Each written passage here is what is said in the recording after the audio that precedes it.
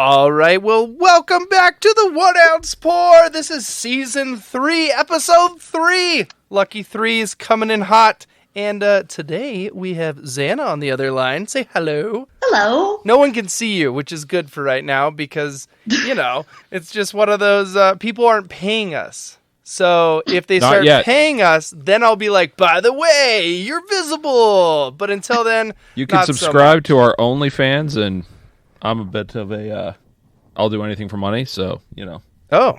Yeah. Tom might show you his butthole. Hey. We don't know. Who knows? Yeah.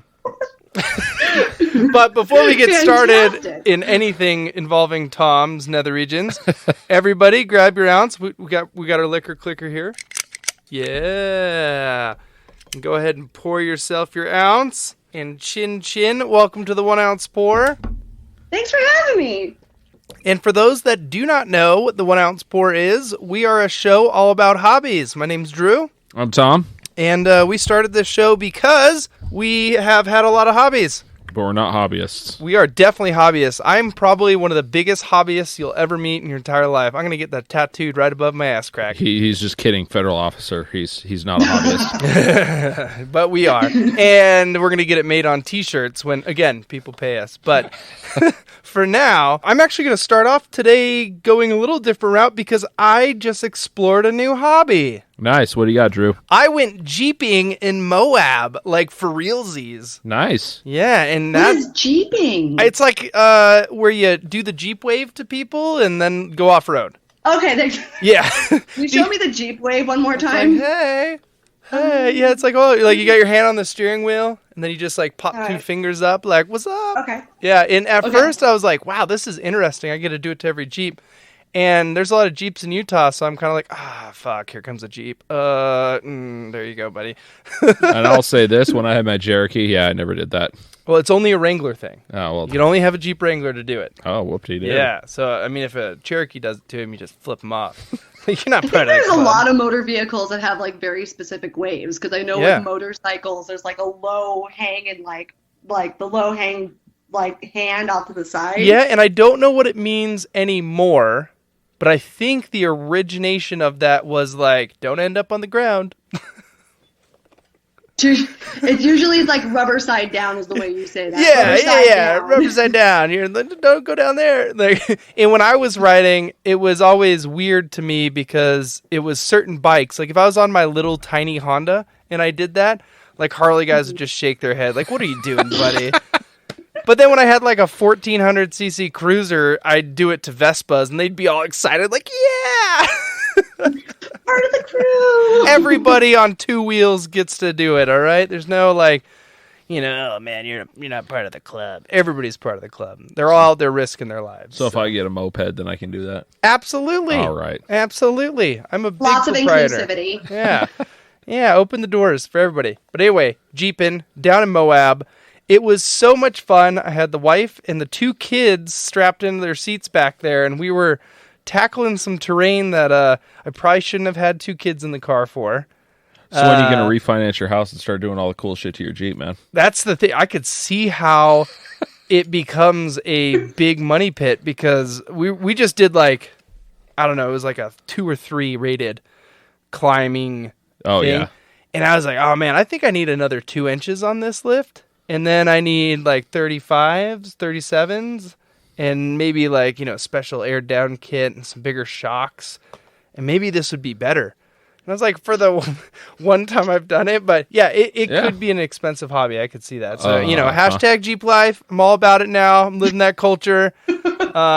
Probably going to get like all sorts of weird stuff done to my Jeep. Like the angry face.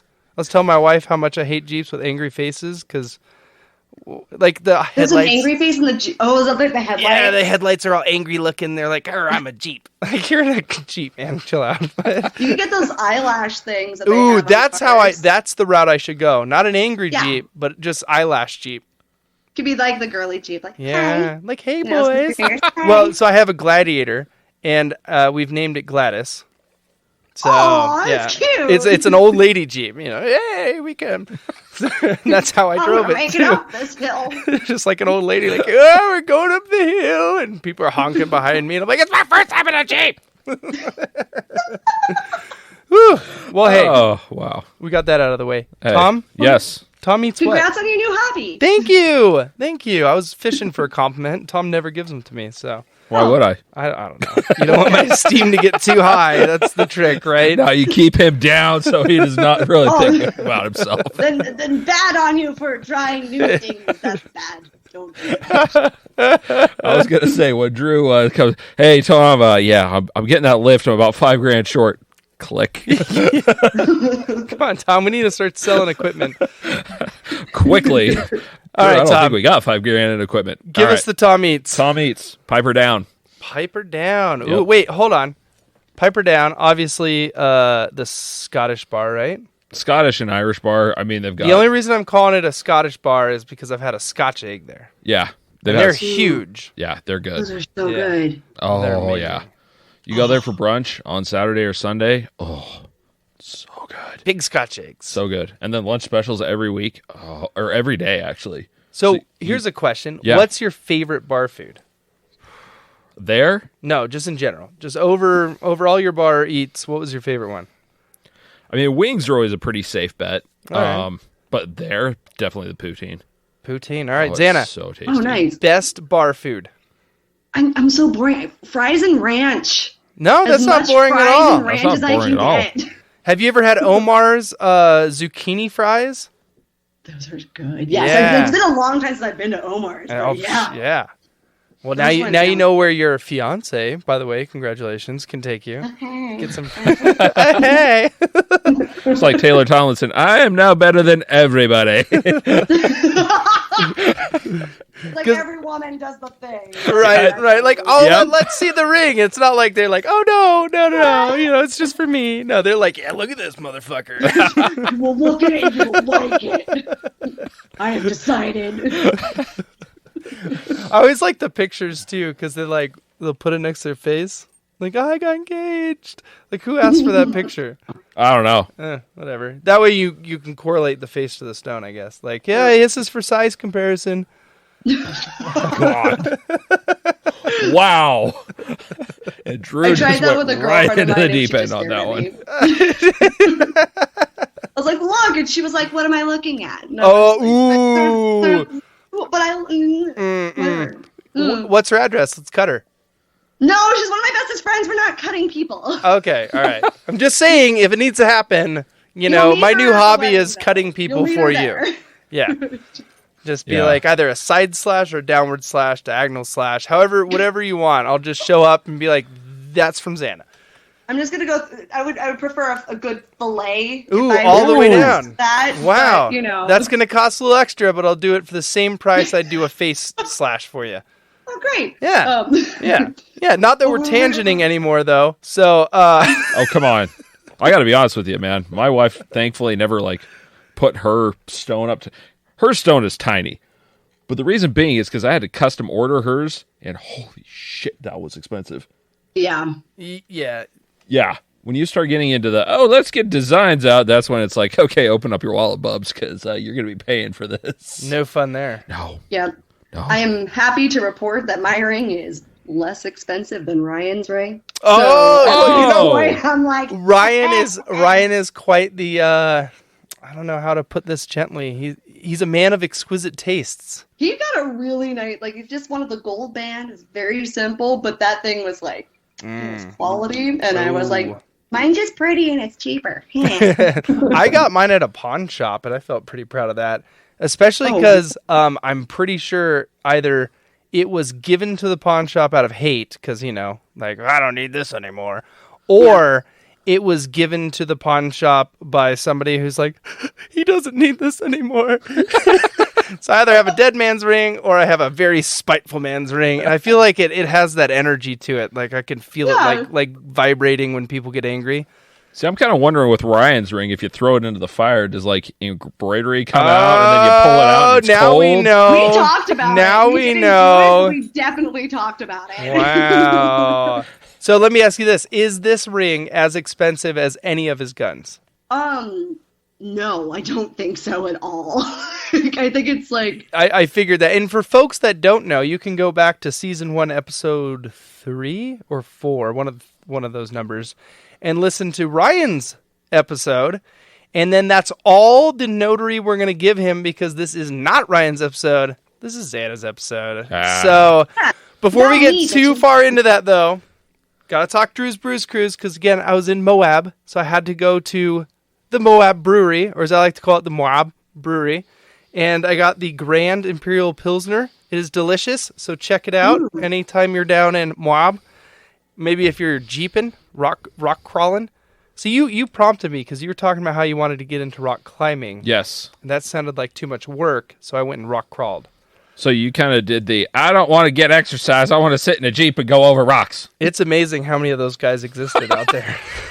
With like the Yosemite Sam on the back of their spare tire, like, back off. And they're wishing that they had Yosemite Sam's physique.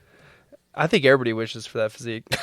Last thing about Ryan, he's pretty close. And now we're done talking about Ryan. We're on to Zana. Let's go. All right, so Zana, first off, tell our listeners about yourself because you're a pretty amazing human being. What do you do? What's your work like? Last Ryan comment. Like Ryan, I have my master's in mental health counseling, and I work as a therapist. And currently I'm working at a clinic doing dialectical behavioral therapy, so it's super fun. My wife, by the way, listening to this episode right now, which she's not because we're recording it, but when she listens to it, she's going to go, I know exactly what that is. So. Oh, yeah. It's really, really, it's a challenging type of therapy, and I'm new to it. But I've been working as a therapist on and off or somewhere in mental health for about 14 years almost. Yeah, so I've been doing that. What else do I say? Currently, right now, if I look at hobbies, now I'm... Yeah, let's get right into the hobbies. We know that you can study the human brain, but what else can you do? So I really love CrossFit, and I've been doing that since 2013. I like cycling, and I did the AIDS Life Cycle about 5 years ago, where I rode my bike from San Francisco to LA. What? Whoa. Yeah, that was really, really fun. I did it with my dad. I'm just throwing all the things at you, and you can pick what you want to chat about. Absolutely. I just ran with Bailey this morning. So no he's way. Another one of your... Yes, we did. I've always loved running, and he came today, and I coached him through a little just jogging thing, walk a lap, run a lap. So cycling, hiking. I'm going to hopefully climb Kilimanjaro in about 2 years is my other 3 years is the goal. So I got a question for you. As a fellow hiker, you ever done Mount St. Helens? I have not. No. Well, have you done it, Tom? No. I'm thinking about trying to do it next year, but me and my buddy are like, I don't know, that looks tough. And so I was wondering if somebody who has done it been like, okay, if you prep for this long and if you can do this, then you'll be able to make it. So currently right now for our training regimen, we're walking 2 days a week and then trying to get in a good hike on a Sunday. We just did what's called Rabbit Ears a couple weeks ago, which is by Mount Filson, and there's these two really tall things that you can go up. Because I know that Kilimanjaro is, God, don't quote me on this, it's 20, is that 20? It's 19,000. Yeah, it's 19 or 20,000 feet. Yeah. Yeah. So, but I think Mount St. Helens was one of the ones that had been talking about as utilizing for training purposes. Well, if you need a good training one, you should come this summer and do Timpanogos. Timpanogos ain't that bad, man. There's a lot harder hikes out there. Yeah, but that's a good training. I think the top elevation is 12 to 13,000. Really? Yeah, it's pretty tall. Oh. And my wife would definitely do it with you. Because she loves that hike. That would be so much fun. Yeah. I would love that. There you go. Spurring her into this left and right. See, I know where, when you go up in the cottonwoods. Yes. In there, you start to get up to, you're getting to 14,000 feet up there. And then I think Kings Peak is about 15,000 here. And the big benefit of Salt Lake training is that you're starting at like 5,000 feet. You're already at elevation. So yeah. everything's just going up from there. Yeah. Well, so how did you get into hiking? Is it something that like you did with your family, or what spurred that? So my sister, she's 10 years older than I am. And she was kind of like known as the adventurer in the family. She was very, very fit. She's 5 foot nothing and just like a little tiny muscle. She would come home during, her holidays from school, and there were all these like trails behind my house that like, my mom was very strict, so we didn't get to go out and do much. But like when she came home, I got to go with her. And there was all these great trails that we would go find, and we'd always talk about like eating blueberry pancakes together when we got home. And it was always like the conversation, what are we going to eat when we get home? It was so exciting. Just from there, it was just like, I grew up in California, but I need to be in Oregon, like this place where there's just so much to adventure and so much to find and just be outside. It's just wonderful. It is. So that was kind of, I think, the little beginning of it. Like, yeah, it's great out here. And what big hikes have you done since? I mean, have you hit some big mountains? It's been a long time, but Thielsen I've climbed, which is, I don't know if you've seen that thing, but that thing looks a little bit like the Matterhorn, in my opinion. Oh, yeah, okay. Okay, yeah. So you kind of hike it, to a certain point, and then after that, it's like a boulder to a peak like this. It's terrifying, and literally, if you go, I don't know if you're on Facebook group or for buddies on there, but there's a picture of me there, and it's just literally me, a mountainside, and just nothing but clouds, because that's all it is. And it's a really, really, like, it's an easy hike up, but then it's the bouldering up. That's it's a big challenge. So Thielsen, and then McLaughlin's out here, which was another real fun hike. But it's been a while since I've done those, but we're inching our way up because it's been a while since the pandemic. That's true.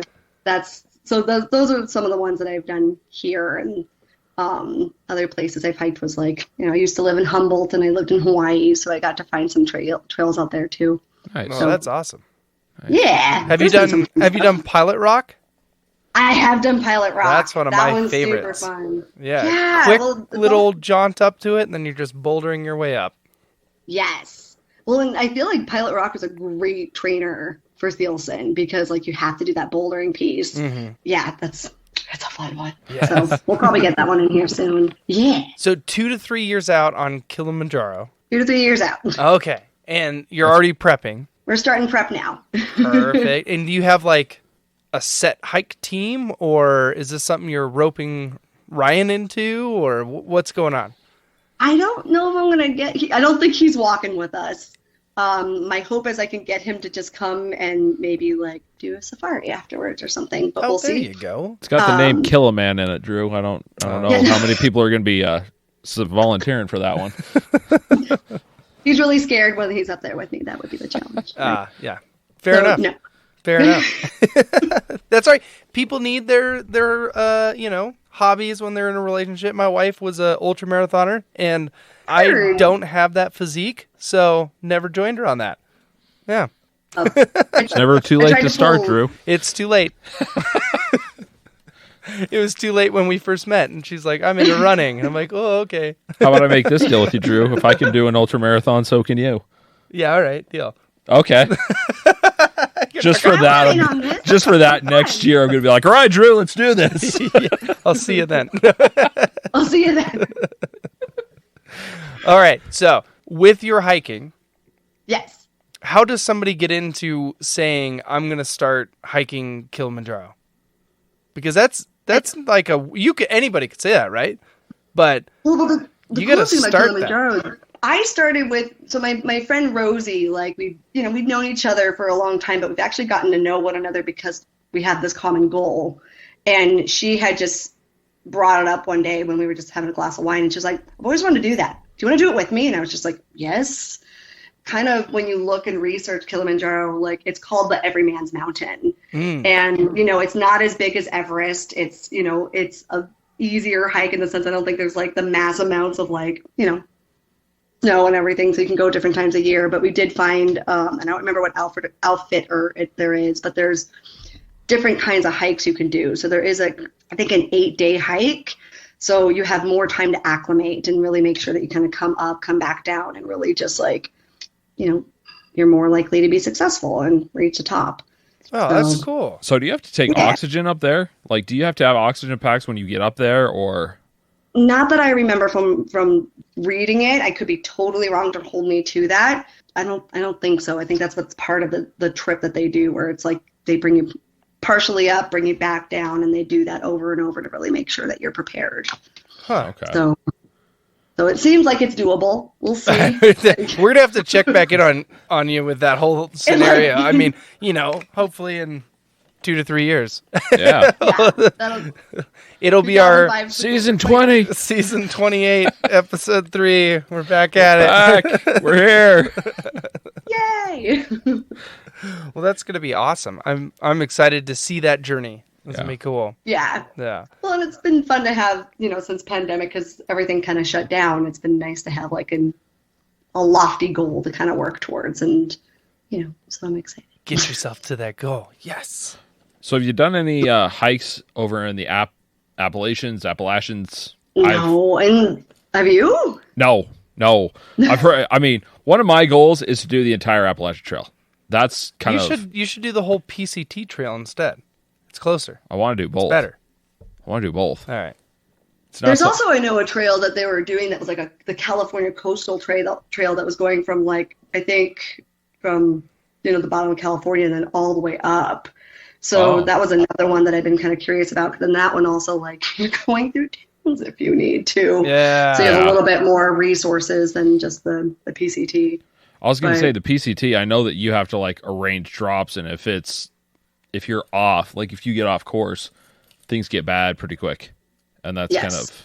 Ashland's a fun place to live because you used to see those people in town just completely broken and just like huddled around all their stuff, tears, and then like a van pull up and pick them up and they just got in and left. And you're like, well, sorry, bud. Yeah.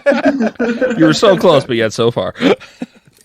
Yeah, I used to like hiking up there. There's lots of hikes off that. Yeah, there's tons. Yeah, like the White Rabbit trails. I'm sure you went and did those a lot, Drew, when you were living here. But and that's my wife would run all those trails, and we'd take our dogs up there. That was fond memories up there. That's cool stuff up there. Nice. So, not to get us off hiking, but there's so much exciting stuff about you. We just need to pick some stuff and go with it. And I think, what do you want to talk about next before I jump in on something? Oh God, you jump. Okay. I'm just happy. I'm so excited for this because you're a burner. I am a burner. Wow! I didn't even think about that. Yeah. This was a shock. This was a shock to me because I called and talked to Ryan, and I'm like, "What are you doing this weekend?" He's like, I'm going to Burning Man," and I'm like, "What?"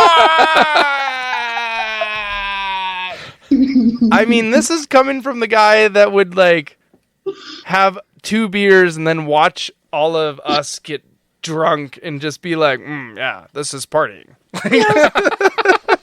That's my boy. So, because this isn't Ryan's show, so fuck him. You got to tell us about you and the Burning Man experience, and like, how does somebody get into being a burner? Oh my gosh.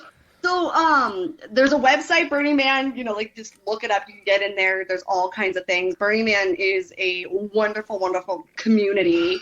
But yeah, I got involved in it actually right after my divorce because friends of mine bought me a ticket, which is not cheap. Oof. And they brought me.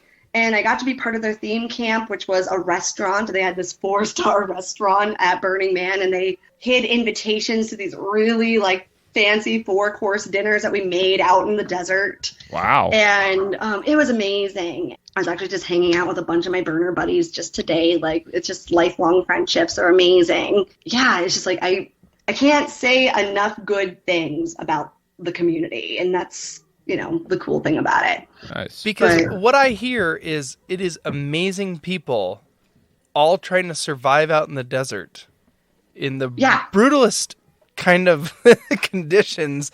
Oh, yeah. In this is just ignorance, but for what? I mean, I know that they have like art exhibits. Do they have music exhibits? I mean, like what is everybody congregating out there for besides a bunch of drugs?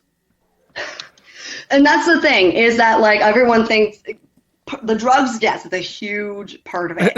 Not my gig because I cannot. But what it really is that like there's the art, there's the music, there's the camps that bring in their own little things that you can do. There's like, if you go to any camp, you'll find something really great to do. But for me, what I really think is the reason we all get together is it's just this idea of inclusivity and like communal living and like really just building each other up. You will not find a mean person at Burning Man. You will always find somebody who wants to invite you in. You will always find somebody who wants to like lift you up, give you a compliment. They're just, that's what the community is. It's just a group of people who just want to be around kind people. It's great. In the harsh circumstances, like you can always find help. You can always find somebody who's going to be there for you. So it's pretty amazing. That's really what it is. You put everyone in this harsh circumstance, and then everybody just wants to help and chime in with one another. It's great. So off of that, what's your best Burning Man experience? Like if you could pick one and put it to words, God. What would it be? Oh, there's so Or many. if you could just put it to sounds, like if you just want to be like, ba, ba, ba, ba, ba, then we'll just kind of navigate that too. It's so funny is that like there's too many to pick. And the last 2 years that I went, I got to work with the emergency services team. I did crisis intervention as a mental health counselor at Burning Man and provided services with people who are having emergencies like mental health or even, anything related. And I got to work with some really killer people. But I feel like one of my favorite memories, honestly, was like one of my best friends, Eva, who I was telling you, she's the one that I was joking with the ring and didn't notice it. But so we will not be flying. That I'm not going to be cutting. Right. We're not going to be cutting up Eva. She's You're a wonderful, safe, wonderful Eva. Woman.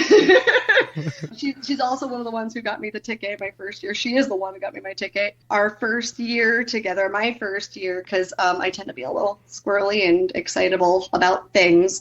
So one of our first all-nighters out together, she had said, Susanna, in the event that you get excited about something, I need you to give me a code. Give me something so I know that you're running off. And I was like, what are you talking about? She's like, I just know you well enough that I know you're going to get excited and squirrel off.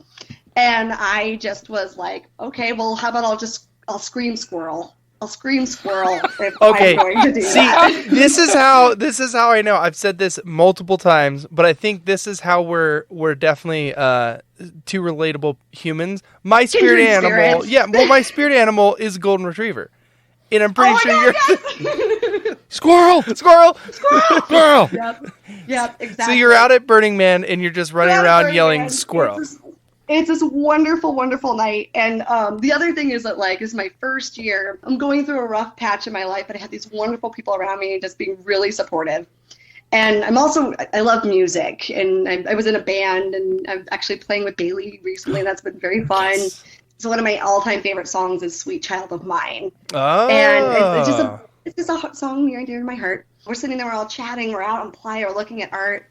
And there's these things called an art car, and it's like a piece of art, and it drives. One drives by, and I hear the do-do-do-do-do, like of the Sweet Child of Mine. And I just got so excited, and I went, squirrel. And Eva looks at me and goes, what? And I go, squirrel. And she's like, what's happening? And I go, squirrel! And I just run after this art car. And we got on and we got to dance with all these wonderful people, the Sweet Child of Mine. And it was just like this connective, like silly, silly moment. They came with me just because I love that song. And it was that's a awesome. Great time. Yeah. So there's too many moments like that to recount, but that's always the one I come back to. Just locked in as a core memory right there. Yes. That's squirrel. Awesome. Okay, so then when has going to Burning Man ever gotten you in trouble? I don't think it's ever gotten me, nothing's really gotten me in, quote, trouble. This last year, Ryan and I were on our way so part of one of the things my camp likes to do is they like to make food. So we were going to make food out in Deep Playa. And so we got everything. I usually take a tricycle because then I can carry people and booze and whatever I need to for everybody. I like to be the caboose and help people out. But, I had all our food in our tricycle. And as we were going out there, this was a really dusty year, so we got stuck in a dust storm. Oh. And we, everyone else made it to where they were supposed to be, but we were stuck in this dust storm. Luckily, I had a nice art piece, so like we had some cover. But we were on that thing for 45 minutes to an hour because we couldn't see anything, so we're just out in this dust storm. So, but that's also kind of the most magical pieces of this because you're out in the elements. It's all you can do. We chatted with a lot of people, getting blasted with sand. Drank a beer. Trying to reenact Dune. Right. So, but it's also the whole piece of that is in those moments. Like another one of my favorite moments. My first dust storm. I was at a friend's camp and we were just chatting, or not a friend's camp. It was just this random camp. I just walked in just because they invited me in, and I went okay, and I sat down. And a dust storm started rolling in, and I was sitting at this bar, and he just looks around, and he opens a beer, hands it to me, and goes, "You're just going to have to sit here for a while." And I just looked around, and I just, like, pulled my goggles down and just went, I guess this is – and I stayed there for 2.5 hours because I couldn't go anywhere and just got to commune and just hang out with these really great people that I never would have met. And that's kind of what happened during that dust storm. We talked with a bunch of people there, so it was fun. Yeah, I mean, you're selling it for sure. I mean, it just sounds like a great way to interact with a bunch of people in similar circumstances, so and have a similar state of mind as you. So that's cool. Yeah, well, and it's also just a really great place to kind of like, again, if you need anything, you'll find somebody who can help you out with it and just want to support you. That's awesome. Great. So, how long have you been a burner? About 4 years. Okay. Invested. Yeah. Well, and I think for me, like, I've loved going to Burning Man because my friends are all there and that's where they are. But I also recognize that, like, I can take a break when I need to as well. Yeah. Because it's a lot of prep. It sounds like a lot of prep and then a lot of just being immersed in experiences. So that can be daunting in itself. Yeah. Well, and the way that I have done it is because, I volunteer with the emergency services team. So I end up in a spot where, like, I'm working part of the time as well. Oh. So it's, which is really fun, but it's busy. Oh, yeah. So. See, now you got me looking. I'm like, oh, how do I do this? I want to go to Burning Man. This looks awesome. Yeah.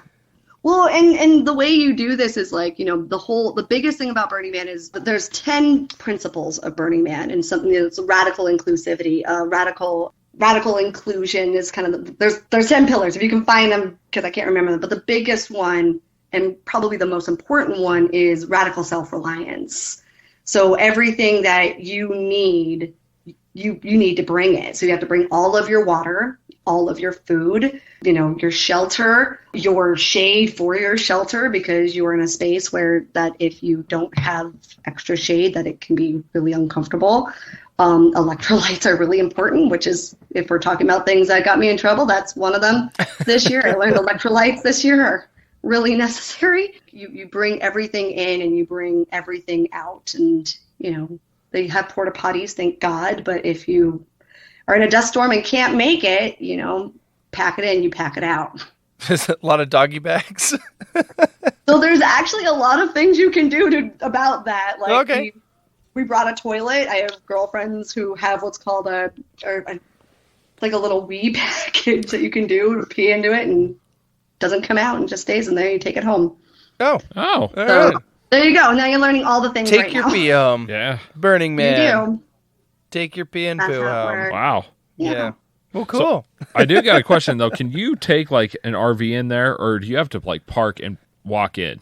No. You can bring an RV. We used a tent this year. It's just a matter of, if you can bring it in, basically you can do it. Like, it's just like more, there's no problem with that. There's none. People do that all the time.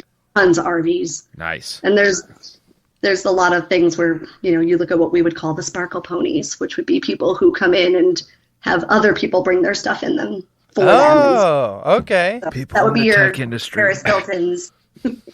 People in the tech. Hey, you know what? I would glamp out there. I need it to be pretty posh. Like, I want to be helicoptered in, and then I would want like a really nice RV, hooked up to electricity, whether generator or solar or whatever, and then I want to be helicoptered out when I'm done and let somebody else sit in that. What was it, like 6.5 hour line to get out? So it was a 6.5 hour line in and a 6.5 hour line out. Yeah, I don't want to do that. And, well, and that's the thing, and then that's part of the reasons why I'm like, I can take a break from going. But it's even in line though, it's a little bit of like, you know, you end up chatting with people. I think this year I've learned how to make these felt flowers, and I went to Burning This Man this year because I officiated a wedding. Oh, nice. So, it was really fun. But I made a bouquet for the bride, and so I was like making all her flowers out of felt. And so some people in line, I showed them how to make felt flowers because why not? We have time to kill. And people will bring games, or like I've seen like hacky sack, I've seen slam ball out in the parking lot. And then of course when everything moves, everyone's like, get in the car! And we all Everyone move. bail! Go! We'll be back in a minute. See, someone should have all of those set up on a trailer that they're towing behind them that can just move with the line. Oh, yeah. Yeah. That would be a great art camp, like a great idea. Well, So I we got a should question. do a 1 ounce pour art camp installation trailer. Tax write-off or something. Yeah, when we get on Podcorn and we start, bringing in some endorsements, then we can talk about that one. Oh, okay. All right. Fine. All right, you had a question. Yes, so, because I was reading an article about how rich tech people are starting to kind of take over Burning Man. Is it really that obvious, or is it kind of overstated that that's happening? And I think this is a matter of opinion, because I've definitely spoken with people who have been there for the first time ever, and they're like, this is amazing, and I don't notice that at all. And I've definitely noticed a big change in just 4 years that I've gone. Oh, wow. So I think that no matter what, when you go, or if you go, it's truly a magical experience. But I do recognize that there is kind of there does, to me, appear to be a bit of a shift in it being kind of like your older burners who are just like really down to the roots of all of it and everything like that versus people who are kind of more coming in, and it appears to be a little bit more, more that direction, if that's the best way to say it. Yeah. But I also think that I know that the Burning Man organization, they're trying to make efforts to kind of decrease some of that. So Drew, your idea of I'm going to helicopter in and then just walk to the front of the, and that doesn't work that way anymore. No. You have to have a car to even get in or something like that. Okay. So they have ways to make it that no matter what, you can't just walk in, or they really make it that they're trying to make it more difficult. Yes, exactly. Good. So it's not like Woodstock 99 where it's a horrible, horrible thing that goes bad. They got it pretty well down then. Well, what's great about it is it's a city. They build this place up. There's actual roads. There's actual infrastructure that we create. Whoa. There's the emergency service. We have a hospital there, actually. That's me knowing because I've been in there. I've had to work in it. There's a lot of things that they do to really make sure that it is structured. Like the center camp also, you can find anything and anyone on camp if you need to, on site, anywhere within the 8-mile radius. Wow. So it's pretty cool. It's really organized. More than you would think, for it seeming like it's the free for all. It's really not. It's just being in the inner city. So, that's crazy. Wow. That's amazing. Yeah. It's pretty wonderful. I'm sold. I'm definitely not. Don't get me wrong. I think it sounds like a wonderful experience for a lot of people. I just don't want to be around a whole city's worth of people in a hot dust storm. Oh, dude. Yeah. See, to me, that sounds like awesome fun. I have definitely recognized that it's really, really great. I would prefer it for smaller amounts. I like to call myself an introverted extrovert. I love my friends. I love my people. I want to be around people. And then I want to nap. So, and it's really hard to even get good sleep there because the music's thumping it a lot. And it can be really challenging. But Oh, wow. I love it for what it was. When I worked at the radio station, we used to throw shows out in the Applegate area and kind of Roosh area out there in Oregon, which is just out there for people that don't know Oregon. And we used to do the same. It was like a mini Burning Man-esque kind of thing. A lot of different vendors would come and set up their little booths. And anyway, we'd have all of our music playing. And then at, I think it was like 10 o'clock, we'd switch over to more EDM. And then it'd be EDM till 4 a.m. And nice. I remember thinking, like, this is going to be crazy. This is going to be great. And then at around 3, I'm like, God, I just want to sleep so bad. You go in the tent, and it's just like, whoa, whoa, whoa, whoa, whoa. Yeah. Like, it's time for bed. And I think that's the thing about this is that, like, you know, Ryan and I went and, like, I love the experience. And I'm really glad that I've done it. And I've also kind of, like, that's the phases of our lives where I kind of stop and go, you know, I've had that, and I'm ready for other adventures. Yeah. Like, I really just, like, you know, I want to go to Kilimanjaro. Like, I love the art there and all that stuff. There's other things that, like, my heart's being pulled towards. So at this point what as is well. your heart being pulled toward at this, besides Kilimanjaro? What's next on Xana's radar? What's your next hobby? If you're not already in it. Well, I mean, I think if we're looking at, like, other things, like, of course I'm planning a wedding. But then there's also, like, Ryan and I want to do our honeymoon in the Netherlands because we want to go to the Tulip Festival. Oh, Nice. Very cool. So, and then I think also, like, when I'm thinking about, like, other adventures, like, I'm just honestly excited because pandemic, I felt like because I was working as a supervisor and didn't really get much to get into my hobbies. I kind of got out of habits. So I'm really stoked about getting back into CrossFit, and I'm getting into that, like, 3 days a week. And I used to coach, so, like, I'm super excited. Oh, wow. Okay. So really into CrossFit. I was really into it for a long time, and I'm definitely like, I'm like, oh God, this is so hard. It's back to where it was when I first started. But there's just, like, it's not like new hobbies. It's more like getting back to what I really care about. Like, I love CrossFit. I got Ryan a bike recently, and so we've been able to, like, start riding a little bit, and Nice. I'm excited and I got a really nice bike as well. That I'm really What'd you get him? So we got him actually just, like, I know it's like one of those coupe bikes from REI. They're really nice. It's like Those are good. kind of a hybrid bike. Yeah, it's great. But I got myself, like, this $4,000 Trek that's like Treat yourself, girl. oh, it's so pretty. Like all the wiring's internal. It's Yes. like, you know, 26 speed or something. It's bananas. It's a Dulce. So I'm just very excited to get that going a lot further. So That's how you know nothing you've new. adulted, though. You know, Yeah. when you're like, I've adulted at this hobby. Because I had a hardtail 29er that I was riding around and felt super fine with and all this stuff. And then actually right before the pandemic, I went and bought a full suspension Specialized FSR. And Nice. I remember taking it down and looking at it and then, like, calling my wife and be like, what do you think? Should I get it? And she's like, yeah, just buy it. And I'm like, whoa. He's like, I got a big boy bike. Yeah. Well, and that's exactly what, like, this bike I bought for my birthday. Like, I was like, we had all this stuff go through with the pandemic, and I couldn't do any of the things I really liked. And so I treated myself. I'm just excited to have all the things back. So what kind of cycling do you do? I mean, are you primarily Road. all road? So I used to do mountain biking, not even used to, like, I tried to do mountain biking, and I can't turn, which doesn't work if you're a mountain biker. It's a lot different turning on a mountain bike than it is on a road bike. It's a lot more back on your haunches. Ellie, I took her up once last year, and we got done, and I turned to her and I was like, so are you interested? Like, should we do it? And she's like, yeah. I'm like, that means no. Okay. That's a Well, I had this beautiful, I had a Specialized, like, you know, full suspension bike as well. It was like a great bike.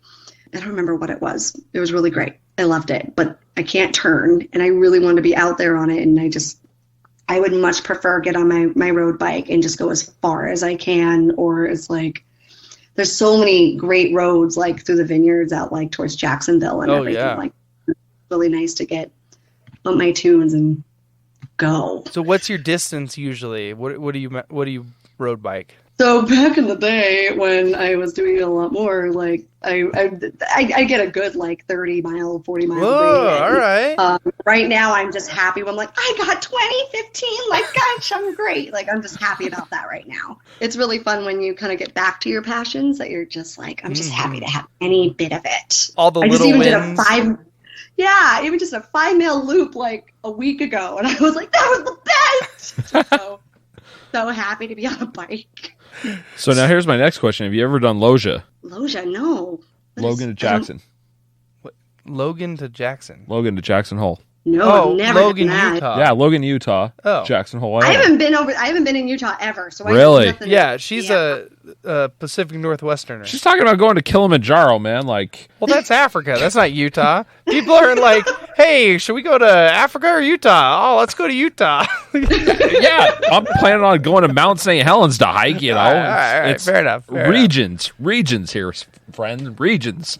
I mean, Utah is becoming a lot cooler, and I wish people would stop thinking it was cool. No, actually, I want people to think it's cool. No, 'cause- I want this thing to get us California real No. estate high, me cap out, and I'm in New Hampshire. All right. That's my goal. Besides you, I'm sick and tired of the lines going up to the ski resorts. No, not me. You know what the frustrating part is? Is you 'Cause wait like an hour and a half in the canyon just to get up there.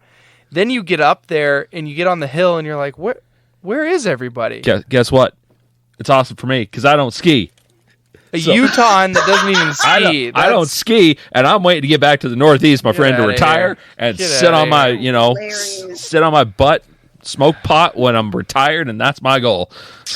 That sounds like a good goal. Yeah. Okay, so you haven't done anything in Utah, Logan to Jackson Hole or whatever.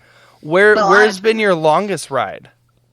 So that was from San Francisco to LA. Yes, that sounds like a long ride. So that yes. So what that was my my father's 75, but when he turned 70, I had just moved back from Hawaii after my divorce, and like he was like, I really just want to do this ride. I'm like, well, what's this ride? And he wanted to ride with this program called the AIDS Life Cycle Ride. So it's a fundraiser where you raise about $3,000, and I think some like huge chunk of that, I think it's like 60 to 70% of that money that you raise goes to the AIDS Life Cycle or Foundation, which is, to help find a cure for AIDS. Yeah. And he has tons of friends who have been doing this ride forever. So I was like, well, Dad, shit, I'll do it with you. If you're going to do it, I'll do it. Like 70-year-old man, I can do this. No big deal. That face said a lot. Well, it's funny is that like he's the kind of guy where he just like nothing gets to that guy. He is just like the happiest go lucky guy ever. So he may not be like physically like strong dude, but he's like, oh, I'll just keep going. He's like at the back of the line, just like, this is just great, just happier. And I'm maybe in the middle of the pack, but like I hate everything because it just gets hard. But it was this great ride where you raise this amount of money, then you do this ride, you train all year for it, and you do like maybe 100 miles a day or something like that. Sometimes you get a 70 to 80. You camp along the way, and they provide food and everything like that. You're just with this really great community where you're just hanging out all day and just. That's about awesome. 3,000 people ride it. 3,000. So it was about 3,000. I think, That's a good clip of people.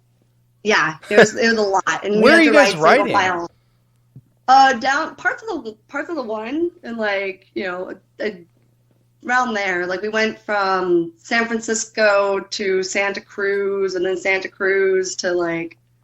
There's all kinds of stops that I can't remember, but yeah, single file all the way down is the rule. Wow. That's crazy. See, and that's the thing. It seems like the biking community does a lot for charity because I've heard of, I don't know if you've heard of this, but Saints to Sinners.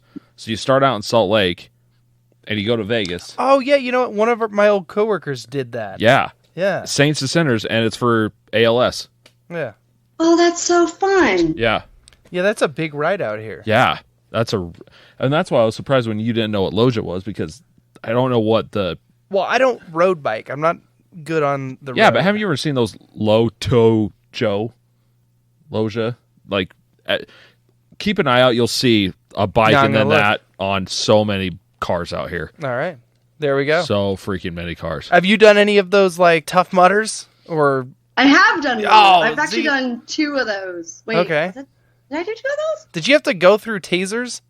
Oh. Yeah. Oh. Yeah, Sounds it dumb. just Why- dropped me like a fucking stone. Oh, really? Oh. No. But Spartans. You always see the people that have all the stickers all over their cars of all the Spartans they've done, and the Tough Mudders. I've done a few. Like I think I did a half marathon Tough Mudder, and then there was another one we did. I know I've done one of the Spartan races too. I've done a few of those, and those are just kind of fun when you just want to go roll in the mud and just get dropped by electricity. Because why not? I mean, that's what I wake up in the morning thinking. Like, yeah, if that would have happened to me, I'd be like peeing myself, going, "I am Sparta," on the probably ground. what happened. It's not nearly that bad. That's what half the mud is. Like It's you're just like, piss. Yeah, it's like, ow. It was dry ground, and then people started running through it. Pretty much. Yeah. I know what I'm about. So it sounds like Zana just in a hole is just adventuring, outdoor adventuring, and indoor if CrossFit is indoors, right? Yeah. Right. Well, I mean, we do some out. So in Hawaii, we used to do it on the beach, and that was really great.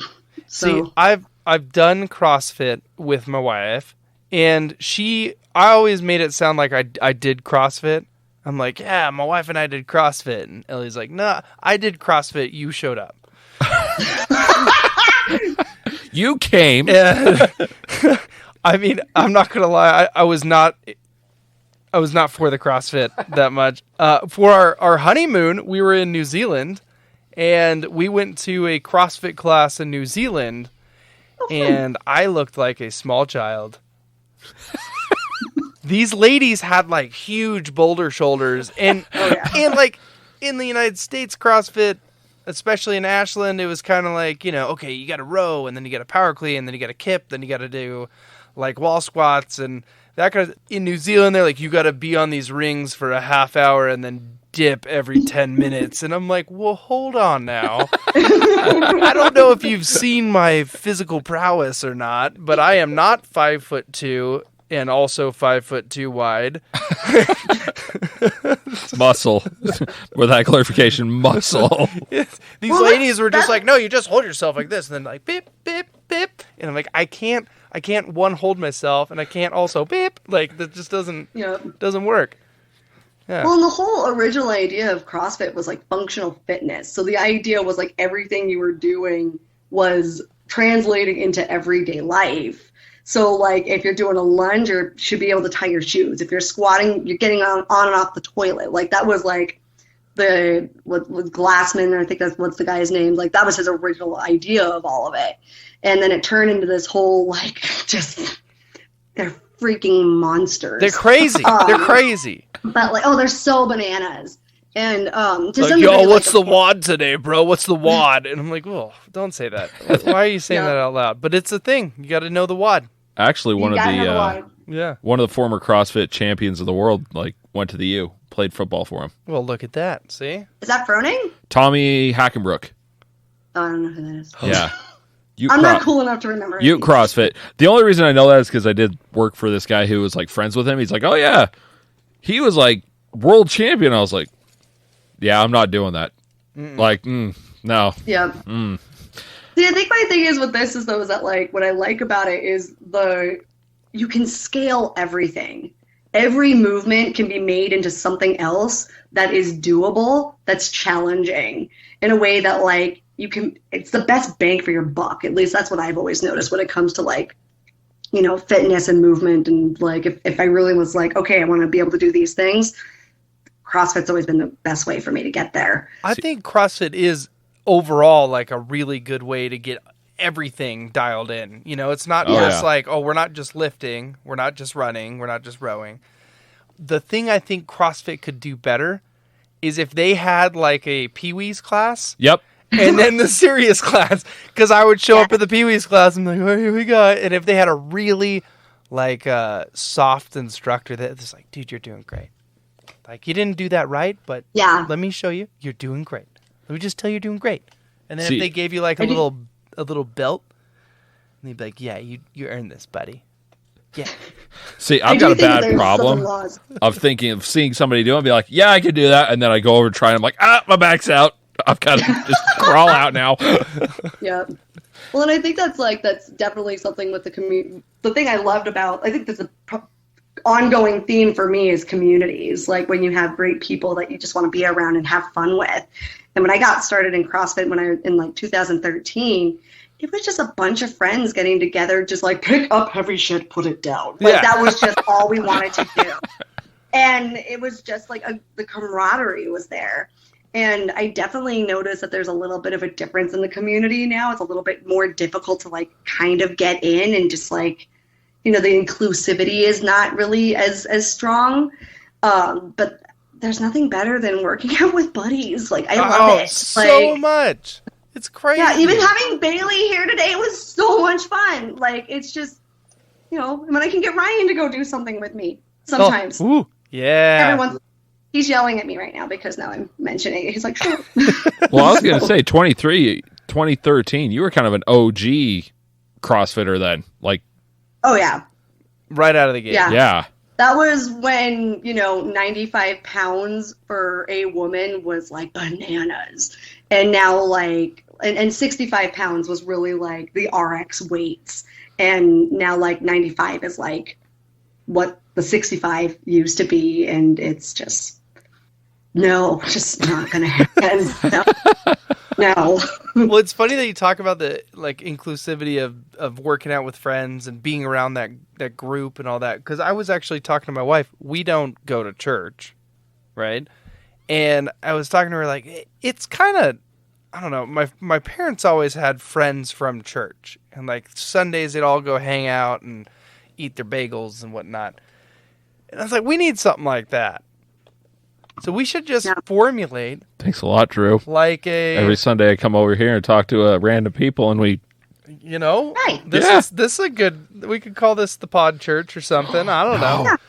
Drew, I think we're going to become cult leaders. Oh, yes. The 1 ounce pour. That is yes. No, that is one of my all-time dreams. Do not. That I would be a great cult leader. I know this. I know you. I filled out the aptitude test and it was like cult leader. It's like there we go. That's always like the coolest thing ever. Like not like cult, like woo cult. That's not what I'm trying to say. But like what I'm trying to get. Drink the Kool-Aid. Back up. No, but that's the other thing is like when you think of hobbies, like what's better than doing fun things with people you care about and love? Exactly. Like there's nothing better than that. Like if we were to say what's Susanna's hobby, it's I like doing fun things with my people. I want my people. And of course I need to move because I am also a golden retriever. But like, pulling people together is a big thing. Like, and I don't think unless you have church, like, I don't think there's a lot of good places for people to gather. And gatherings, it's a need. It's like a basic human need. Oh, absolutely. We're animals, and we're kind of pack animals. All right, and it's funny because it's like Ryan's into shooting, so I'm like, let's go shooting. Yeah, exactly. Bailey's into guitar. I'm like, just sit there and play guitar. You're beautiful. Just play it. Yeah. And then like I came out there, and Bailey's like, oh, hey, you want to go play D&D? I'm like, hell yes. Like, yeah. That was so much Hrothgar. So, I haven't shared this with the listeners yet, so this will be a brief little tidbit. But one of our future episodes will actually be with the entire D&D crew explaining D&D. And I don't know, maybe we involve like a couple rolls or something. Yeah, a little campaign. I don't know. A little something. Mm-hmm. Yes. Because thus far we've had everybody from that campaign on the show. So yeah, we've rounded it out. Everybody, Nice. all of our devout listeners will be like, "Oh, I remember their show. I know that person." And by devout listeners, I mean my mom and dad. I was going to say, so your mom and dad are going to be like, hey, you're going to talk to all your buddies again. Oh, all your friends are on together. Yes. My mom and dad. I love it. All right. Well, what would you like to leave the listeners with? Little pearl of wisdom. You've shared so much. We're gonna follow back up on the Kilimanjaro. Hopefully, it will. It's gonna. I'm so excited. Got to put it in the ether. It's gonna happen. We've covered a lot. Yeah. Hiking, burner, biking, CrossFitting? Now heading into Dungeons and Dragons. Dungeons and Dragons a little bit. Kind of touched on that one, yeah. Yeah, well, we're gonna get way into it in That's a gonna be couple really episodes. fun. So yeah. Yes. Yeah. So, anything you want to leave our listeners with? What's your future hobbies holding? Maybe you're getting back into an older one that you're like, I see a guitar on the back wall. Is that gonna be something? Well, Is I've something, been in right? Well, I've been in a band the last 2-3 years. Lily Joe's Revolution. Ooh. We're fun. Nice. And I like to write music, or at least I pretend I can write music. It's more of, this has been kind of a intermittent hobby since I was like in high school, and I like to sing, but it's a learning thing is what it is. Like, so it's been very fun. But yeah, so there might be more of that. I'm All working on right. it. We look forward Work to in it. Well, Right. cool. Any last parting words of wisdom to our listeners? No, I'm just so glad I got to commune with you all. I'm very And- excited. I hope to come hang out again, and I hope everybody finds people that they can go play with and have fun. Yes. Go find your peoples. Go find your churches, your gathering Go spots. find your joy. Yes. Well, like always, drink it 1 ounce at a time. And, Or as you're going to say, and hobby be unto you. oh, are you adding a new thing? There you go, man. Oh, I forgot to call our And people our also ouncers. with you. Yep. Yeah. And hobby with you. And hobby with you. And also Honor unto you. Padre et Filii et Spiritus Sancti. Amen. Can't steal that, man. We got to think of some new stuff. We're going to really bring in the money and the followers here. And hobbies be to you. We forgot to say the ouncers. We forgot to call of our listeners the ouncers. That's a big thing. We were supposed to start that. We forgot about it. So, hey, you ouncers out there, drink it 1 ounce at a time. And peace be unto Yay! you. And hobby unto you. And hobby unto you. And hobby unto you. All right. There we go.